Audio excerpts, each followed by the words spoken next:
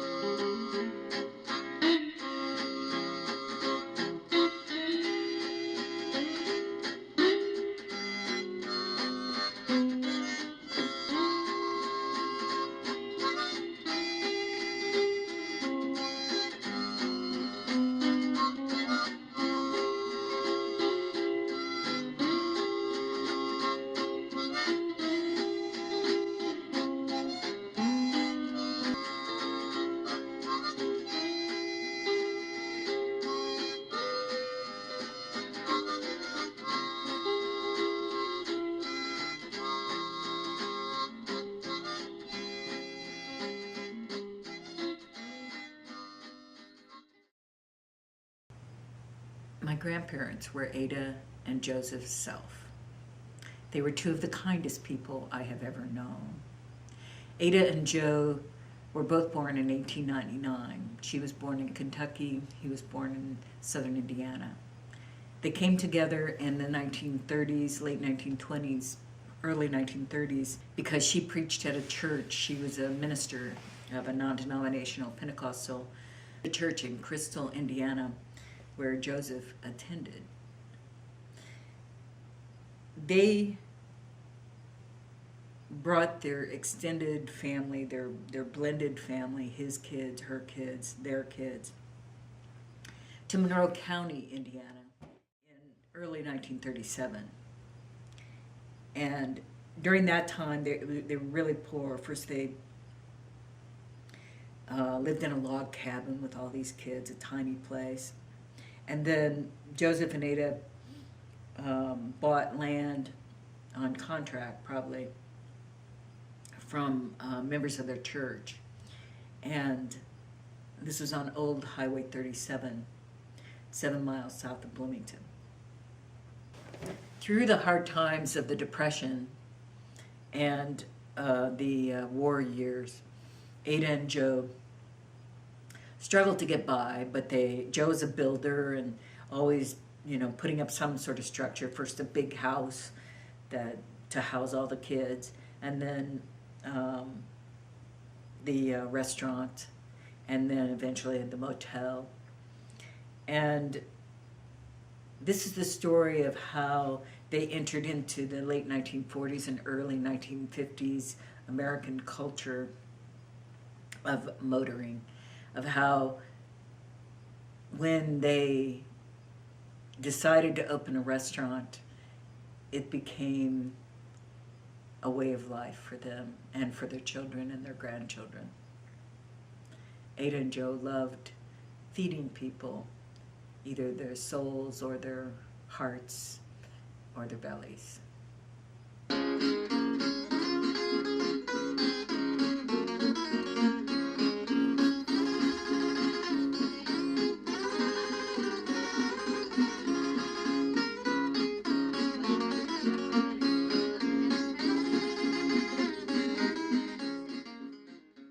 We moved into the log cabin, I think it's in 36, and it's set right there where the old Starlight Theater is now. And right down below the Starlight Theater was a building where I went to school in I guess it'd be my second grade school. It was terrible. It was really, I remember the log house.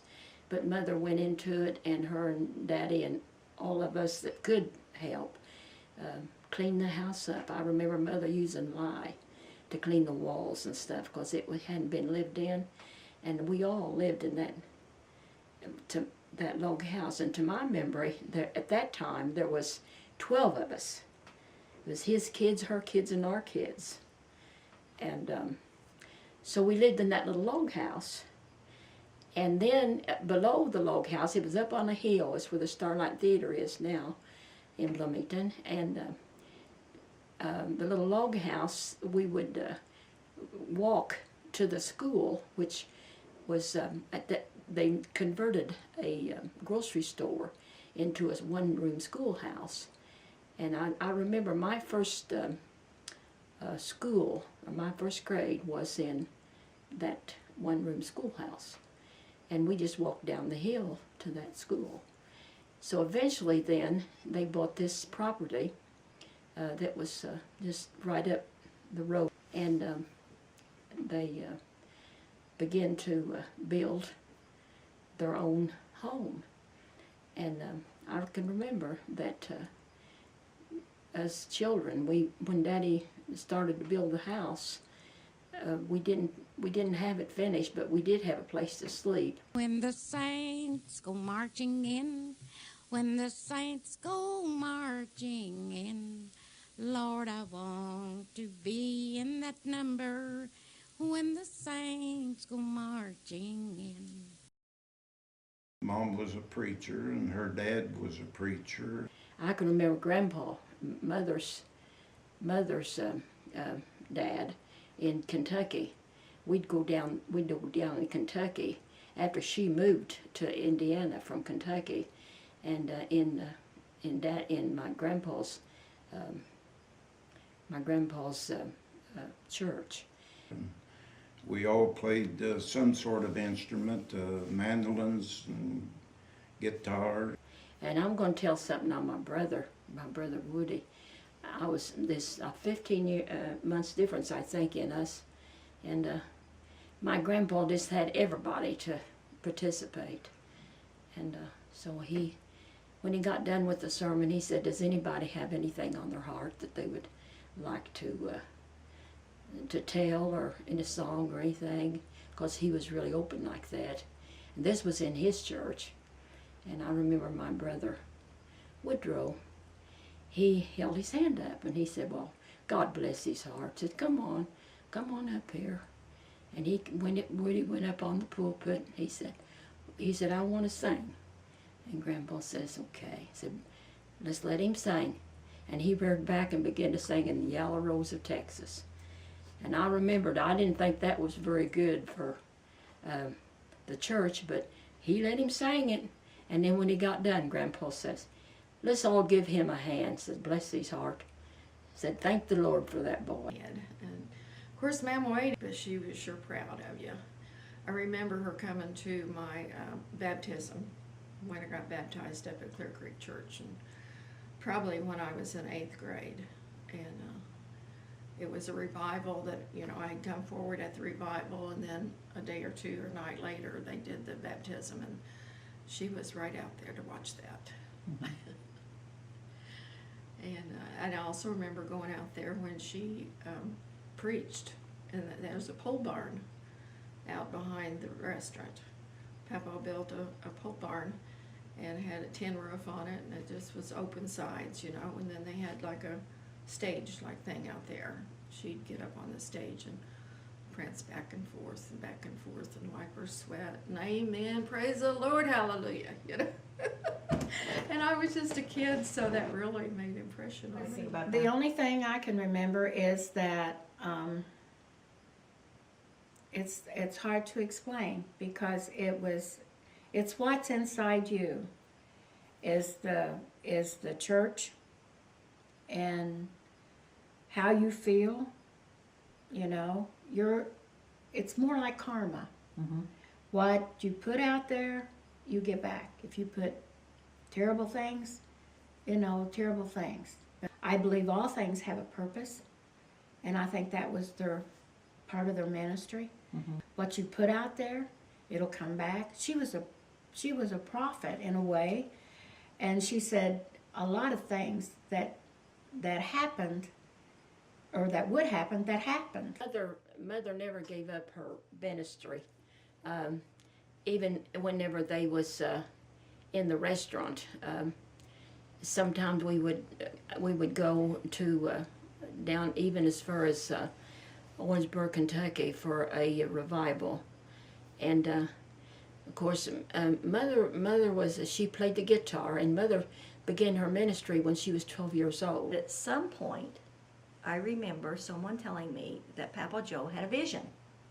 But the Lord came to him and said, Papa Joe, I want you and Mama Edie to create the White Flag Campground. And I want you to create that so if someone needs food and they don't have it, or if someone needs a place to stay and they don't have a place, that you would provide that for them. So Papa Joe made or had made a flag, and the flag said the White Flag Campground. And he put a flagpole out in front of the big house, and he put the flag on the flagpole. My recollection is that there was, in her eyes, there would be a time when death would be overcome by the Spirit of God, and that we would all be more Christ-like, and there would be peace. And that was her, mainly her goal.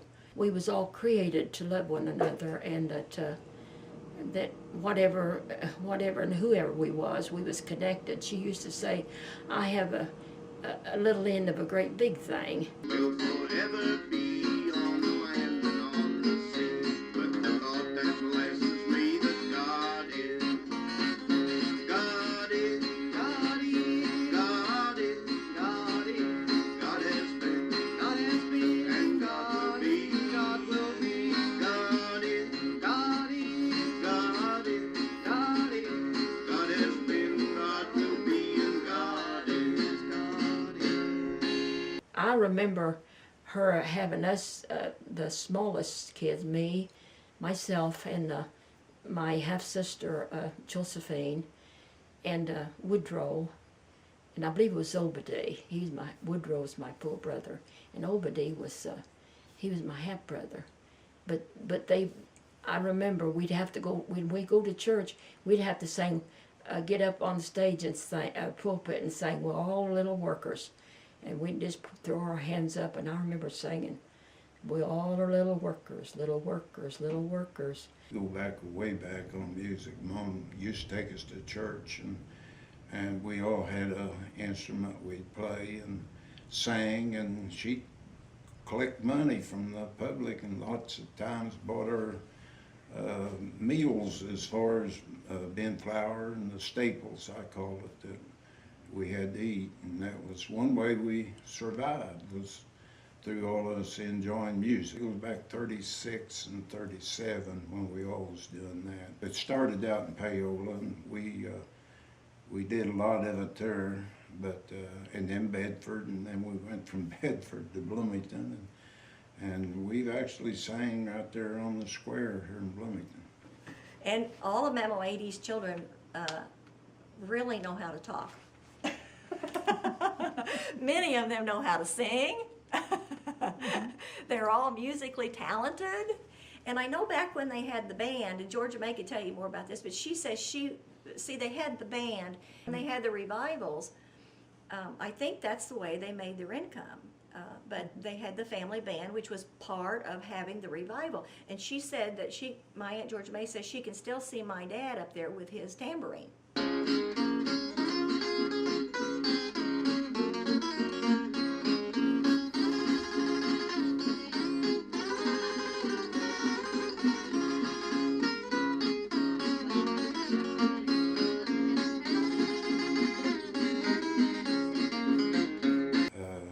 So I would say probably in the real early 40s, sometime in that area, they bought the property.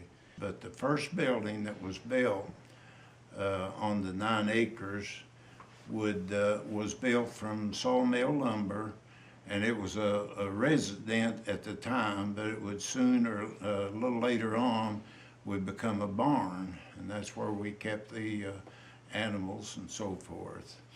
The second building that was built was the permanent house. It had approximately 1,600 square feet in it, and that building was built so it could take care of the large family that we all had.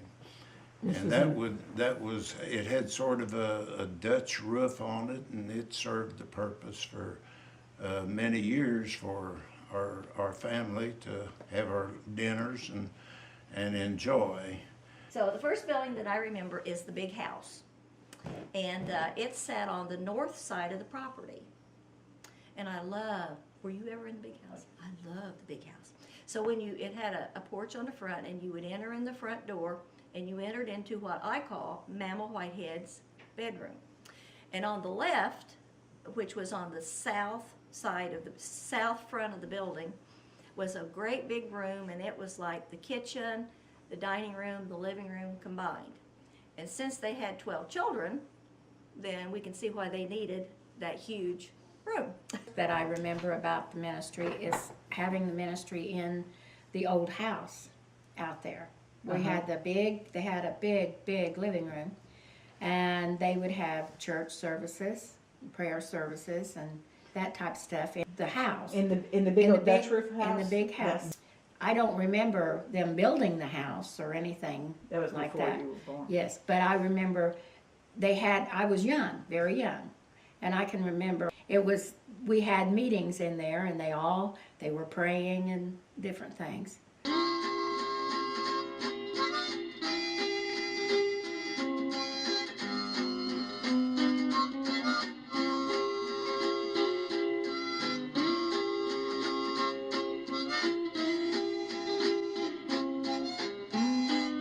It was all through the 50s that the restaurant went from a grocery store and gradually got into a restaurant business by Mother making sandwiches for some of the truck drivers and them finding a place to dump what we call the scrap stone, or the stone that had been rejected from some of the mills.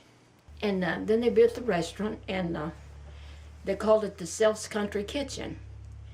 And from there, the restaurant began to grow so big that they discarded the grocery store, and it was just the cafeteria, big cafeteria. One of the quotations that Mother used to use a lot was the stone that the builders rejected, came out of Scripture and Psalms. And she related that a lot to the scrap stone and the stones that were laying around at that time in a lot of quarries where they had thrown it away because they had used the best parts of the stone, and maybe some of the stone that they threw away had a glass seam or a crow's foot or something that would cause the builder to say, don't think this stone's good enough to go into a big building in New York or wherever. But the quarries they was kind of anxious, and the mills were kind of anxious to get rid of a lot of the stones, so they had workers sometimes that would bring in the rock in their dump trucks looking for a place to dump it. And at that time, Dad was in need of filler rock for building roads and for building the country kitchen.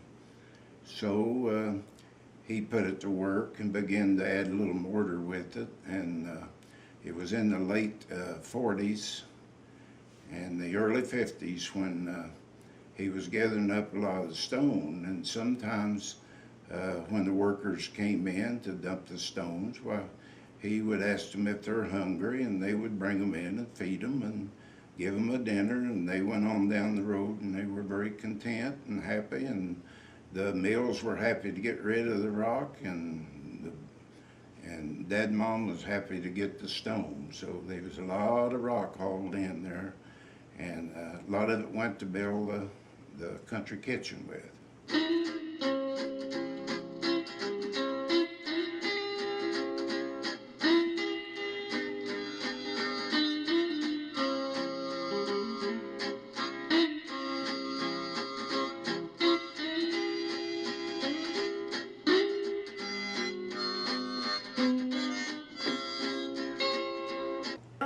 just remember going in that old screen door and letting it slam as you walk in there in the summertime. And I think it was linoleum on the floor.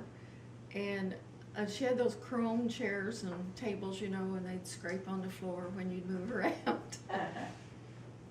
And she'd be standing back there behind the steam table in her white dress and her white anklets and white shoes, and that's my memory of her curly hair. And back there dipping those plates full of food for, I think it was 90 cents the first time I remember. You get everything on that plate you could, or she would put it on there. And then she had to raise it to $1, so it was $1 a plate then. And she wore a white uniform, and Dad had white pants and white shirt. And a cap. And a little cap like they have at Steak and Shake, but it didn't have Steak and Shake on it. But that's the type hat he wore. Yeah. And but they had also, when he had his gas station, he had Phillips 66 on his shirt, printed on his shirt too. They expanded in the restaurant, and just to the south of the steam table, you know, here's the entryway to go back to the kitchen, but just to the south of that, they made an ice cream bar. Well, I always thought the reason they made the ice cream bar was to keep Sharon out of mischief.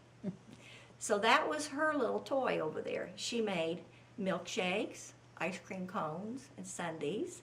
And of course, she had the cute little white hat and the cute little white dress and apron, which they all did. Which the ladies that worked behind the steam table that I remember, Ada Self, Estelle Goodman, Mama Whitehead, and Lily Sharon. And this was a thriving business back in the 50s. And it all started somewhere in the late 40s. And it started as a little grocery business across the street. It started out as a small grocery store, and Mother needed someone to help her in it, so I was glad to be a 50-50 interested in it to where we partnerships.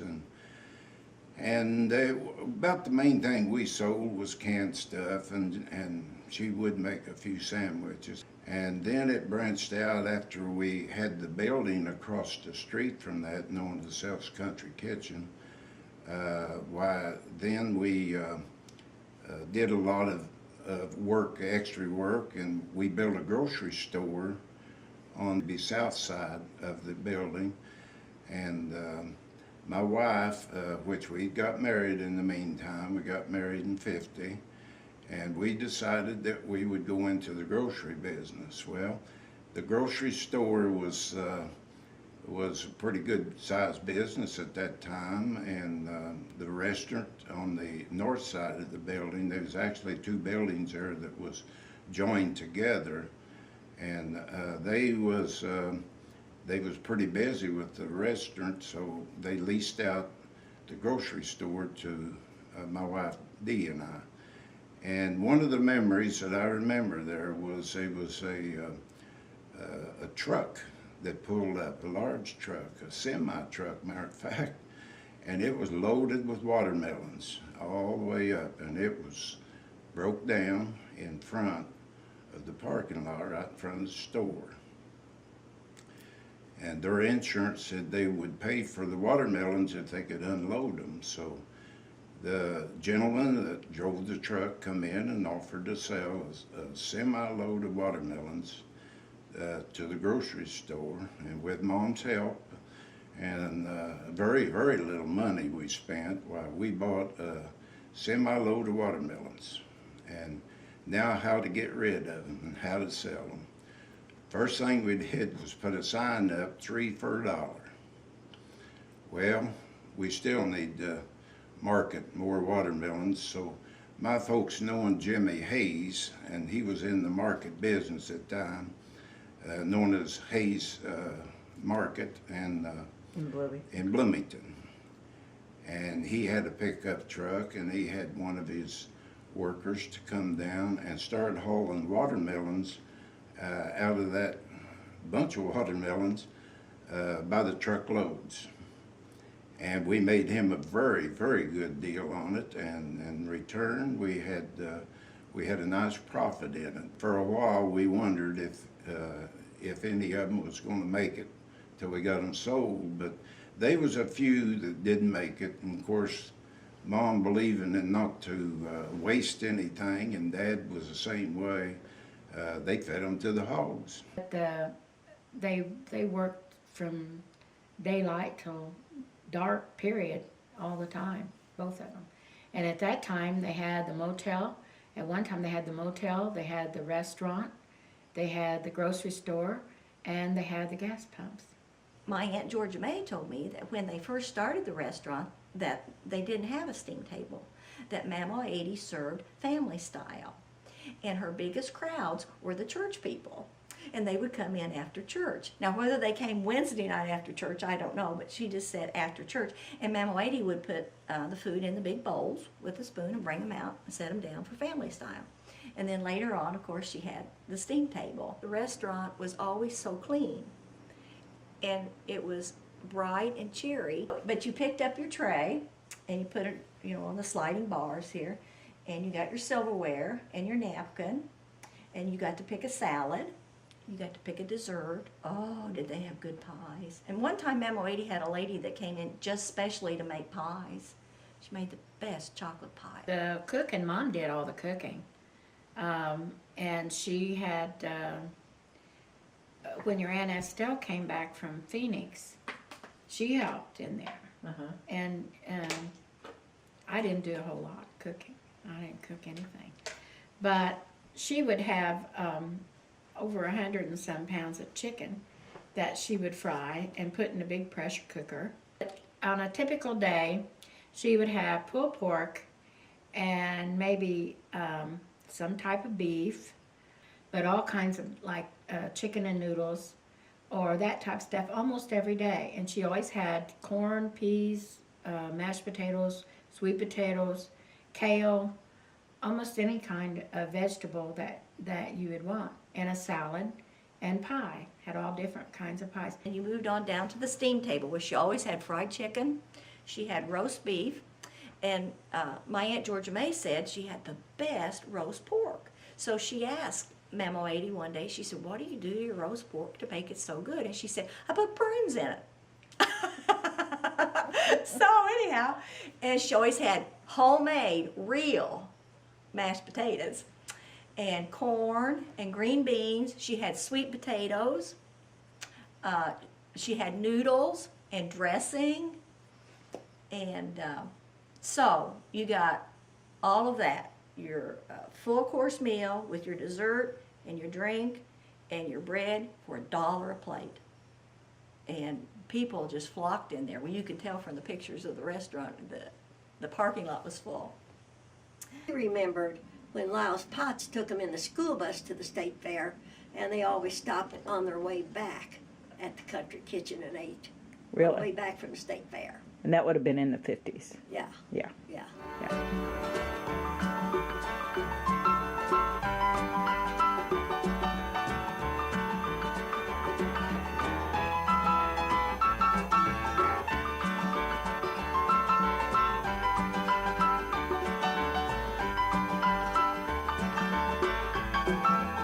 The old jukebox was bought at the auction by my wife and I at Hancock's auction.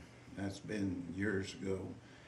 And the old jukebox was came with a bunch of 78s on it. And that was back before they even thought of 45s, RPMs I'm talking about. But Dad treasured that old jukebox, and he had a lot of Christmas songs on it and a lot of old-time songs on it, Roy Acuff and those type of songs. And it was played right there in the Country Kitchen for several years, and he thought a lot of that. And also remember there was a big jukebox back between the two doors on that east wall. And the guy would come, I don't know how often he came, but if we went out right after he'd been there, he'd put a bunch of free tunes on there. We could play it without putting money in it. So I loved that. What kind of music was on it that you liked? to Well, listen to? see, I'm thinking probably late 40s and 50s. I really don't remember, except probably country. It was always country, I think. Well, not always, but country. And of course, when I was in high school, see, I got out of 8th grade in 53. So between 53 and 57, I was in high school, and that's when Elvis and some of the rock and roll came into being, you know, so we like to play that on there. Oh, and the jukebox, remember that? First time I ever heard the Beatles was on Mama 80's jukebox. Yeah, I Want to Hold Your Hand. That was it. Huh. Yep. And I thought, God, these guys are really good. Turned out I was right about that. No, she was a large appreciator of music. And Joe too. And Joe too, and the whole family. I think all of our family plays. If we're not musicians, we're artistic. Then that was part of their entertainment, was to have music going while they was sitting there eating their dinners and enjoying their dinners. And I remember sometimes we'd have family, like Christmas or other get-togethers out there, and we'd all go to the restaurant, you know, and set a big long table up, and that's where we'd have our goings on. And then after they built the store part on, and I don't know whether it was still open or not, is when your dad and Bonnie and all them, Roger and everybody got their musical instruments, you know, and we'd go out there like once a week and they'd all play music. And you know, I may be a little bit mixed up with when they would all come up to the garage, because any, like, birthdays and whatever, Daddy would get his garage all cleaned out, and they had their music up there. So Roger played the drums, Woody played the bass fiddle, I guess it's called, the big thing. And of course Bonnie played the piano. Oh yeah, Elvis and Estelle played their guitars, yeah. And different ones would sing. I never did sing. But they really had a good time. And then, of course, we all know that Woody can play the guitar. Can Bonnie play the guitar? I'm assuming she can. I don't know how she think learned she to play the sang. keyboard. She taught herself. That's amazing. Yeah. She plays better than anyone I know. And I have a little tidbit about the jukebox. Whenever Harrison and Lula and Eddie and Larry and Susie were coming to Bloomington, Mama 80, when she knew they were just about to get there, she would go back and put, I think you had 6 plays for a quarter. I think there were 75 records, 78 RPMs. Is that right? 78 RPMs.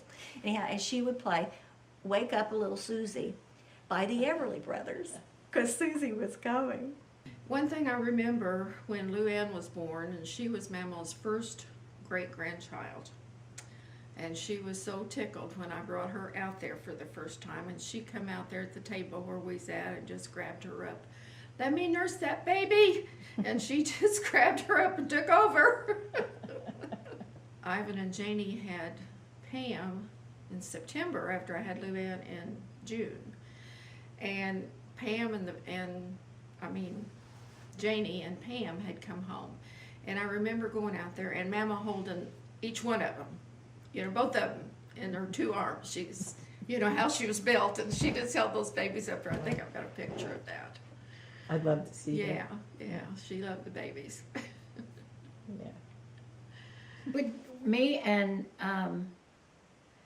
Marilyn Rush would go to town almost every Saturday, and we'd go to the show, and it would cost us a quarter, and sometimes 35 cents, depending. And we would go to Woolsworth and have club sandwich, bacon and lettuce and tomato club sandwich, and that was 65 cents. And at Mom's, you could get a hamburger for 25 cents.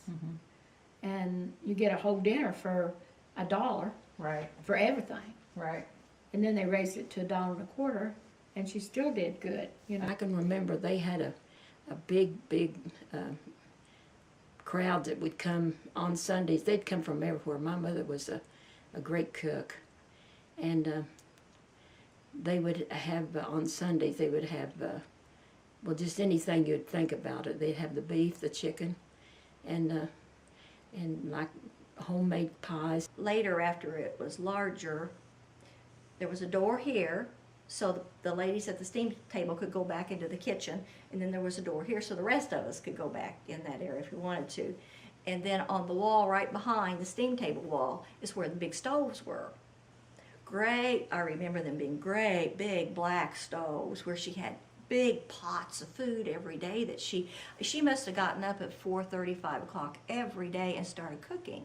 But she also served breakfast because she had menu also if you wanted to order off the menu. But she started her lunch and dinner then real early in the morning. There would be, even an ordinary Sunday, they'd be 150 to 200 people, easy. That was like just at lunch times and stuff, because they'd be people coming in the afternoon later.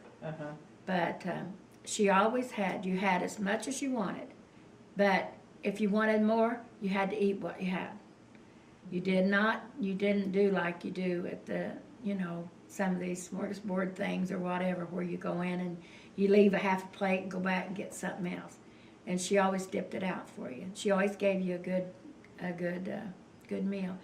And there was never anyone that came in that didn't have any money that ever left hungry. Never. And Mama was a real take charge type of person. I figure that's where I got my personality. Yeah. Several of us probably. But yeah, I think she was pretty much the driver, behind everything. She worked really hard. She was on her feet so much. on Sunday, Easter, she has fed as many as almost 500 people. Okay. And that was after she had the other part built on. They'd done away with the grocery store and Right. put the restaurant over on the other side. Right. The dining But, area was yeah, where the all the grocery dining store area used to was, be. yeah, Yeah. was all that. Mother's Day, events like that, Memorial Day, Mother's Day. It was the place to go. She was the best. She made the best whipped sweet potatoes, covered it with marshmallows and Red Hots, all that sort of thing. Remember her always having that hairnet on. She seemed huge to me at the time. She was not so huge, but she had a huge presence. And she ruled the roost. She was definitely the matriarch of a very large family. Papa Joe was funny. He was the guy with the sense of humor, and he wore a hat a lot of times. And he made up little songs for us kids all the time. But for the life of me, all I can remember is going, hoop-de-doop-de-doop-de-doop. She had the biggest hug. She loved everybody. She loved her children. She loved her grandchildren. She loved her customers. And she always made over all of us. And I know you feel the same way, but I felt like I was always very special and so safe. When I was there with Mama Wadey and Papa Joe, they made me feel so safe as a child. And I loved staying there. My earliest memories of the Self Country Kitchen is how big it was and how people would come in and go, and Grandma Ady always laughing and enjoying people. And of course, I was 5 or 6 years old. I always remember getting the push-up orange sherbet ice creams. That was my favorite. And big Cokes in a glass bottle in a machine that you had to bring the Cokes all the way around. And the kitchen was set up where you come in, you paid your money, and then you walked around, and they would dip your food out for you. You just say, I want this or I want that, and they would dip your food out for you. But then you could come back as many times as you wanted. Not just because I was a grandkid, but anybody could do that. And the milk was in the old-fashioned dispensers where you had a big silver machine, and you'd pull it out and pour it, a big old glass of foamy milk. It wasn't in a carton or anything like that. And I just remember it being a joyful place. It was a place where people came and ate and enjoyed their times with, it felt like family, even though you were maybe a restaurant customer. The other thing I remember about the restaurant, Mama told, on Sundays, people would be lined out the doors. You know, we usually didn't go out there on Sunday.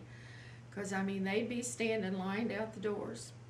And we went out there one day and Mama said, oh, we had all these students come out there. You know, they discovered this home cooking. And these boys said, oh, it's been so long since we've had real butter. You know, and she said, it's Oleo. They didn't know the difference. That's what they called it then, Oleo. And yeah, she'd have so many vegetables, and she always put marshmallows on top of her Sweet potato. sweet potatoes. Yeah, and I thought that made them too sweet, you know. But that's the way she fixed her sweet potatoes. And then I think she invented this recipe of making a cake, and it was in one of those great big square pans, you know. And then she'd poke holes in it with toothpicks, I believe she said, and then pour like Jell-O or something down in there to make it real moist. Mm. So, yeah, the kitchen was in the back of the building there, and a wall came out, and as I recall, there was a real wide opening then to walk out right in behind the steam table. So it was easy for her to come and go through there. So, and I felt real important when I got to go back in the back. So while Mother and Daddy were sitting there visiting with Mama, I'd walk out there and see Mama Whitehead and visit with her. And she was always sitting and sewing. So I really loved Mama Whitehead. Mama Whitehead would sit kind of in the middle of the kitchen area and just peel potatoes. Like, it seemed like she peeled potatoes nonstop. Perfectly. She could do it all, like, you know, with one peeling and just be perfect potatoes. She was the queen. And I don't remember her saying a whole lot. She was kind of quiet. But Mama Whitehead used to sit there and peel. I remember Mama Whitehead sitting Yeah. there and peeling potatoes. Yeah. And I've I got remember her sitting chair. there with her and peeling potatoes. I Yeah, was pretty young. everybody peeled got into potatoes. peeling Yes, potatoes, yeah. they did. That was a Yeah. job. Yeah. 100 pounds is a lot of potatoes That's to a peel. lot of potatoes. To peel by hand. Yeah. And then sometimes I'd go in there and wash some of the dishes just to have something to do. I just remember those big old stainless steel sinks, you know. There were 3 sinks, because one you scrape the garbage off in and rinse the dishes, you know, first. And then you'd wash them and then you'd rinse them. And then you got to dry them by hand and everything. So in her great big old pans that she cooked in. And I remember her saying one time that, well, she raised all those kids, and when they were gone, the only thing she knew how to do was cook big bunches of food, so she opened a restaurant.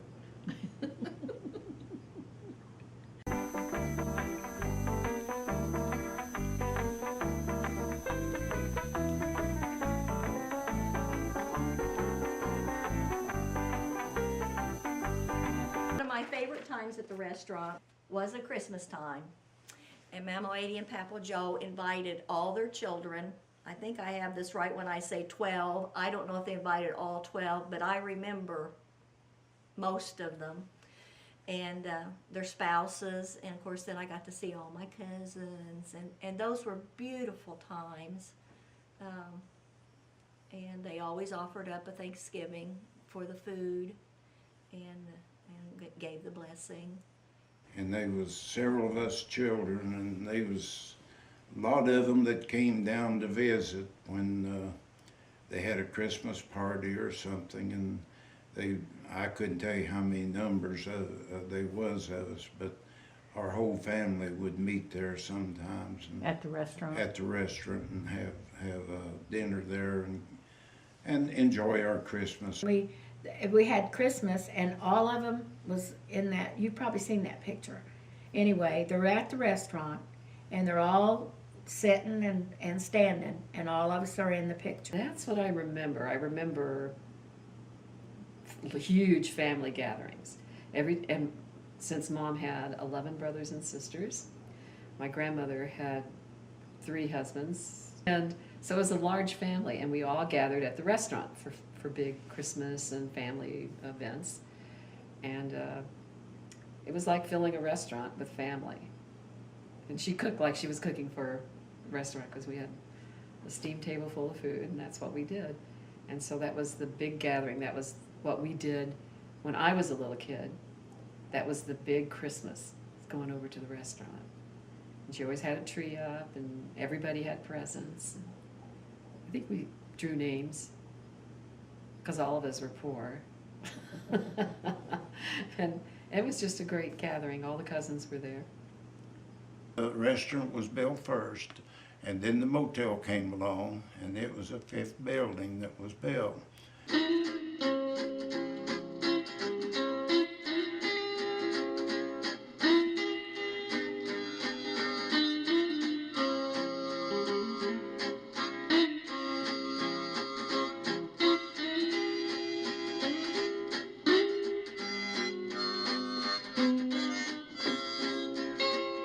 So then Daddy began to fix a motel. I think it's eight rooms, a motel, and then they built a motel office right up by the restaurant. What kind of renters or tenants did he have in the motel? They would just come by like you would on vacation, vacationers and that type of stuff. The little mom and pop motel. And, you know, the rooms weren't that bad. I mean, he went to Buck Lemons, I think, and bought his beds and all that kind of stuff. Yeah, about all I remember is when we'd go out there to eat, Papa Joe would be out there with that saw with the dust flying everywhere, you know, and him being covered with stone dust. And I think he was putting split face on that stone, or just cutting the stone. I was only in the rooms, you know, a time or two when he was building them. I know they were very kind of primitive, you know. I think they just had concrete floors, and just very simple. Then the next building that I remember is the motel. And I just remember it being constructed, and there were several piles of stone out in front of the building, and Papa Joe and Woody, and they would sing. Papa Joe and Woody would sing as they did their work. And they always acted like they enjoyed the work, that it wasn't work at all, that it was play. And then there was this motel. I think there were 6 rooms. I can't remember that. But Papa would clean the rooms, and I got to help him sometimes, which I liked to do a lot. And he had this apple cellar. Do you remember that? He had an apple cellar. It was right between the little house, or the office. It was under the office. That's what was the apple cellar. And he kept apples in there. And he also kept clean linen in there. So when you put the fresh linen on the beds, they smelled like, they were cold and they smelled like apples. And I always thought that was awesome. My mother and my daddy, they fixed their living quarters in the office of the motel office, and it was up by the restaurant. But they would get up in the morning then and just go into the restaurant and prepare the meals. And they was open 7 days a week. So, and then at night, after they had the motel, at night when they would go, they slept out in the, after I got married and left, they slept out in the motel, in the office part of the motel. They had a bedroom back there where they had a little place. Dad finally built a slide where he didn't have to deal with people coming in and not knowing who they were. Down the construction end of the building, it was built by using a lot of the scrap rock, and some of it we had to repitch and resurface to make it fit into places. And as I remember one time that I was into the masonry business at that time, and they was Dad was doing a lot of the splitting and breaking rock, and he would always cut the rock before it was ready to go into the wall and have it ready for me. And he would mark each rock individual and say, this is 9 inches and 5/8 or whatever. And when I got ready to lay it, I'd call out, give me a 10-inch rock, and he said, well, I've got one here, 9 5/8. Can we use it? And I said, I guess we can, and we'd stick it in the wall. My blessed Lord, has won my heart, has won my heart, and from His His love I'll never blessed Lord has won my heart, and from his love I'll never part. Ain't gonna grieve my Lord anymore. My mom worked hard making the restaurant work out. And a lot of people came down and had fun. And of course, if you got all you want to eat for $1, but if you wanted another plate, well, that was fine too. But one thing for sure, if you didn't eat it, you'd have to pay for the second and third plate. And if you did eat it, sometimes she'd give you a cake of bubble gum and pat you on the back and say you've done a good job. So she tried to keep everybody fed, even people that came along sometimes and didn't even have money to pay. She always managed to see that they got food. There was this gentleman that he had a big black bag, and you could tell he'd been probably at that back then he was homeless for a long time. He was just a bum that went from here to there. And anyway, when he came in, he had a beard, and he was just didn't look good at all. And so he came in. Of course, coffee was a nickel. And so he came in and he said, asked Mom if she could spare him a cup of coffee.